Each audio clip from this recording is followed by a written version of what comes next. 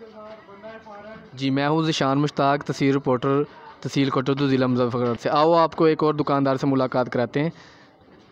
जी अस्सलाम वालेकुम। वालेकुम सलाम। क्या नाम है आपका? आप क्यों नहीं भाई धरने में गए? धरने में क्या करने जाना है, मौलाना फजलू ने सब कुछ ख़राब किया। डीजल ने अभी तक जितनी भी हुकूमतें हैं उनके साथ लोटे की तरह वो घूम रहा है, ना कोई उसने आज तक काम किया है। 5 साल वो कमेटी कश्मीर कमेटी का चेयरमैन रहा है, 35 लाख की लस्सी भी गया किया, आज तक उसने कुछ भी नहीं है। कैसा कारोबार कैसा जा रहा है मार्केट, आप हमें ये बताएं। ठीक जा रहा है अल्हम्दुलिल्लाह, जितनी भी जो भी मार्केट में आ जाता है उसको पकड़ लेते हैं, सेल हो रही है, जो भी है अल्लाह का शुक्र है, हो रहा है काम चल अगले रहा है। 5 साल फिर इमरान खान बन जाए?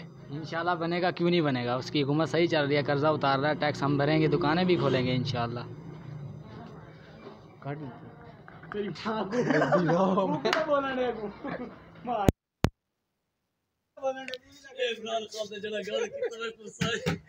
डिलीट कर ये वाला, ओए बनाई है तो यार, डिलीट कर।